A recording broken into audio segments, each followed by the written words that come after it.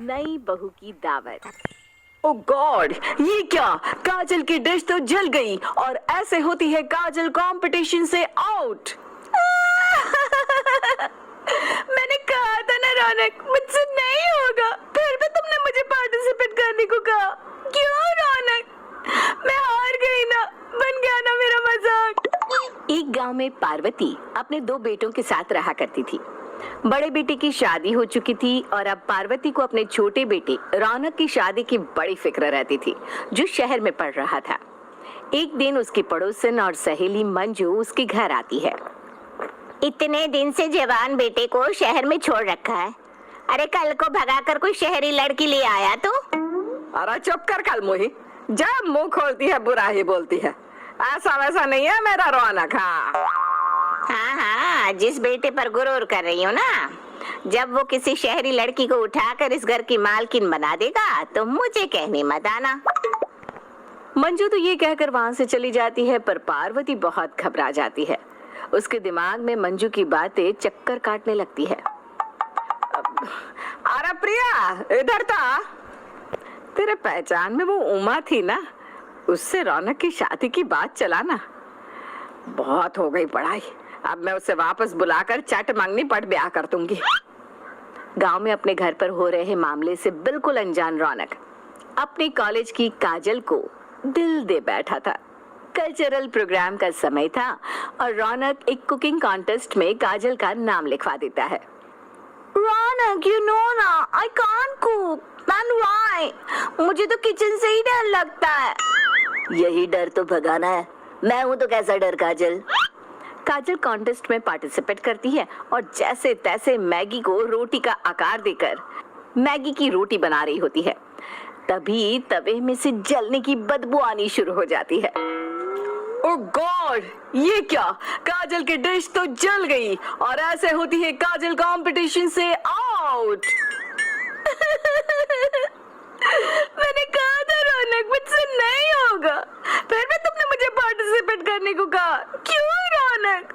मैं हार गई ना, बन गया ना मेरा मजाक। काजल की आंखें आंसुओं से भरी हुई थी। तभी रौनक घुटनों पर बैठकर उसे प्रपोज कर देता है।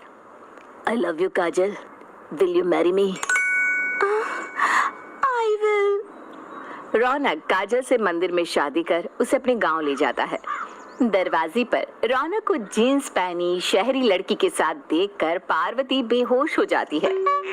अरे माँ जी, ले आए भैया जी शहरी दुल्हनिया। ऐसे बात का तो डर था, अब संभालिए माँ जी को। चेहरे पर पानी डालकर पार्वती को होश में लाया जाता है। यह कौन सी बला उठा ले आया बेटा तू? और वो उमा जिसे मैं हाँ कह चुकी हूँ। अरे नाक कट गई ना मेरी। माँ, शादी तो कर ली है मैंने। क्या नाम है तुम्हारा? काजल मम्मी। पार्वती को गुस्सा तो बहुत आता है, पर क्या करती, अब शादी हो चुकी थी। दूसरे दिन, अब तुम आ ही गई हो तो नियम के अनुसार ही सब होगा। नई बहू हो तुम, जाओ आज पहली रसोई बनाओ।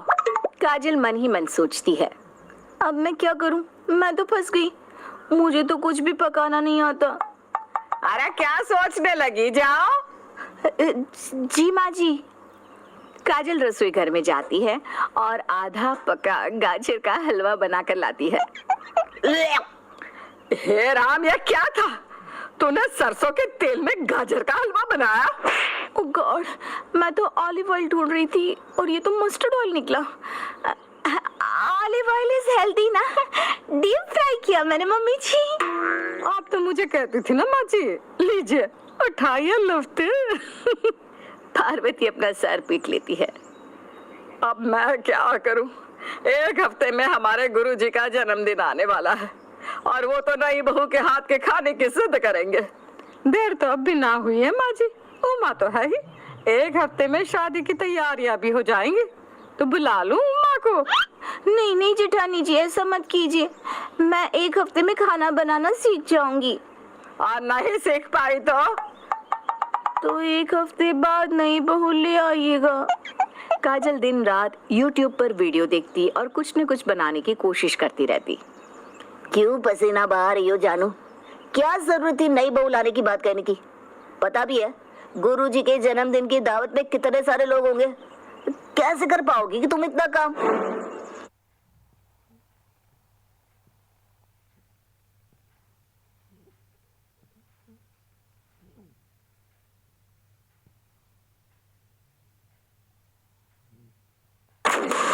पहला धमाका था और भी ब्लास्ट होंगे। जब तक कुछ नहीं मिलता नोबडी गोज होम। मुझे खुद को प्रूव करना ही होगा रौनक।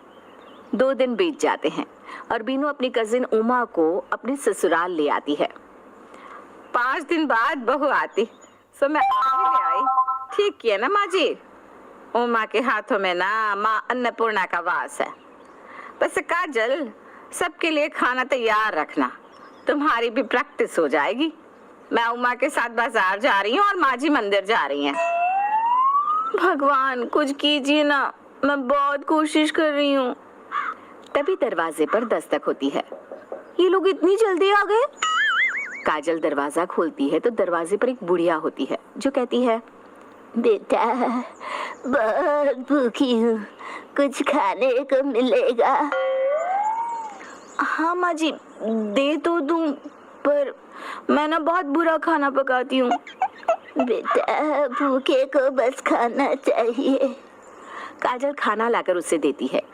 बुढ़िया बहुत चाव से खाना खाती है और काजल के हाथों को चूमती है। तभी काजल के हाथों से एक रोशनी बाहर आती है।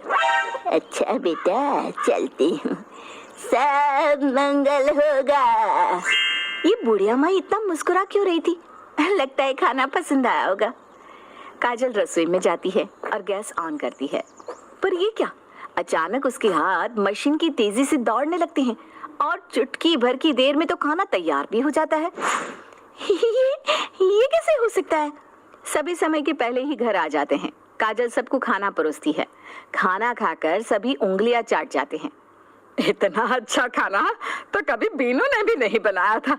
लगता है तेरे हाथ चूम लूं। तभी काजल को वो बुढ़िया याद आती है और वो मन ही मन सोचती है, मतलब ये सब जादू है उस बुढ़िया माई का। बाहर से मंगवाए होंगे माँ जी। कहाँ से मंगवाया देवरानी जी? बस देवरानी जी तो कुछ दिनों की है आप। खाना मैंने अपने हाथों से बनाया है माँ जी। अब गुरुजी के बर्थडे के दिन दावत भी मैं ही बनाऊंगी।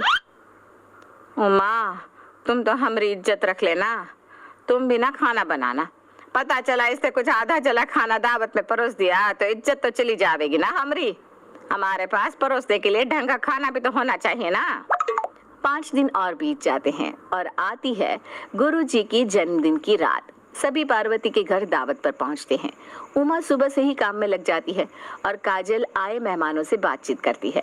बीनू अपनी सास और काजल को किनारे ले जाकर कहती है, माँ जी देख रहे हो ना बहू के लक्षण। कोई तैयारी नहीं की इसने, क्या परोसेगी सबको? सामान बांध लो देवरानी जी, क्योंकि उमा ने खाना बना भी लिया है। सभी को सुबह से बना हुआ खाना मैं नहीं खिलाना चाहती। सब ताज़ा खाना खाएंगी, वो भी मेरे हाथ का। तो मैं आप सबका खाना लगाऊं? खाते खाते बात करेंगे तो अलग ही मजा आएगा। काजल रसोई में जाती है और पलक झपकते जितने समय में इंडियन, चाइनीज, इटालियन खाना सभी को परोसती है। क्या खाना बनाया है बहू, वाह वाह वाह। लगता है अब मुझे भी शहरी बहू ही लानी होगी। मजा आ गया, मन करता है उंगली अभी खा जाऊं। सभी मेहमान काजल की बहुत तारीफ करते हैं और खा पीकर बर्थडे सेलिब्रेट करके अपने अपने घर लौट जाते हैं। तो भाभी अब उमा जी को उनके घर भेज दें? बीनू की नजरें झुक जाती है और काजल शर्त के साथ साथ सभी का दिल भी जीत लेती है और खुशी से रौनक के साथ रहने लगती है।